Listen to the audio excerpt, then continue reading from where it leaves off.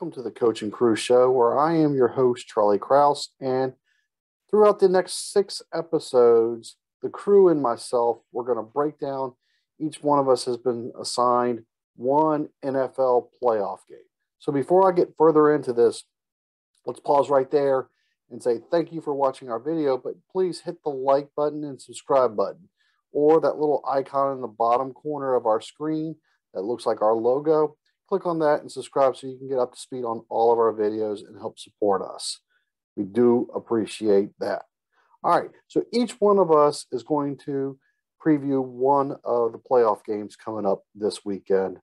And so without further ado, let's get started.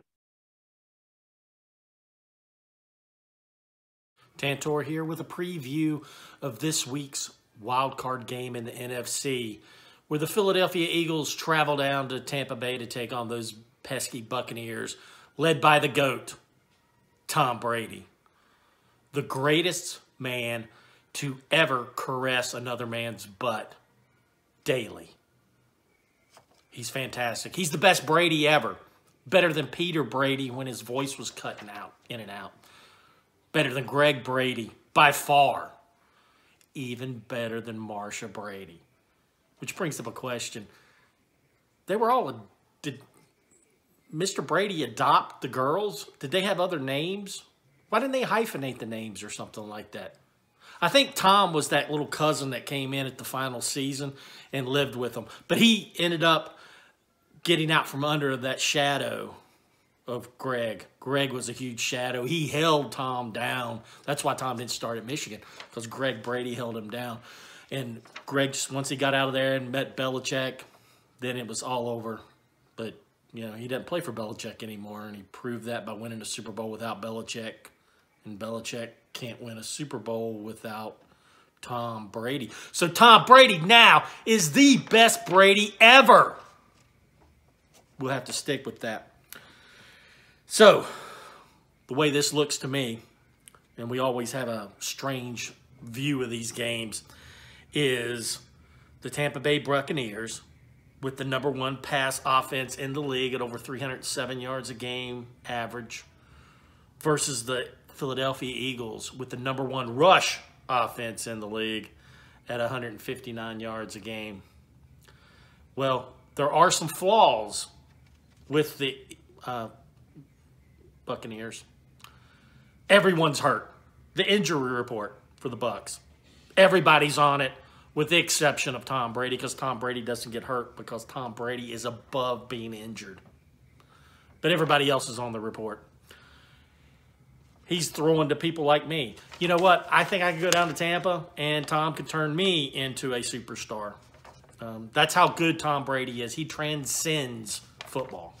Transcends athleticism. He can take an unathletic person like myself and turn them into a professional football player. I think Tom Brady could do that. I have faith in the Brady. So, Tampa, they did get shut out by the Saints this year. And what the Saints did was run the ball down the Bucs' throat, covered their tight ends with a heck of a cornerback, and put pressure up the middle on the Brady. And it worked. The Washington football team beat the Bucs this year. Washington football team could not beat the Eagles this year. This is a matchup problem for the Bucs. Now, back in Week 6, the Bucs did win 28-22 over the Eagles. Tom Brady, he had a good game. He had 297 yards passing, 2 TDs, and an interception. His leading receiver that day was Antonio Brown. There's a joke in there somewhere. Needless to say, Antonio Brown is not even in the same state. Well, there's nobody else to throw to unless Evans can come back.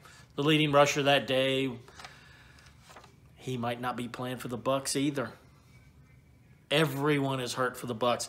The 2 best linebackers on the planet, Shaquille Barrett and Levante David, that plays for the Bucs, they may not be playing because they're injured. How's that Buck defense going to stop that Eagle rush game. I don't know if they can. I think this is a real bad matchup. NFL's based on matchups. This is a real bad matchup for the Bucs all the way around.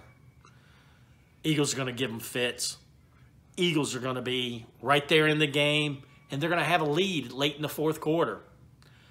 And then out of the blue comes the Brady. Because this power that be, Roger Goodell, you've probably heard of him. He's the idiot that runs the NFL. He knows the NFL needs the Brady. There's going to be a mysterious pass interference penalty against an Eagle cornerback at the end of the game, which is going to move the Bucs into position to kick the game-winning field goal as time expires. And the Bucs win by a point at the end.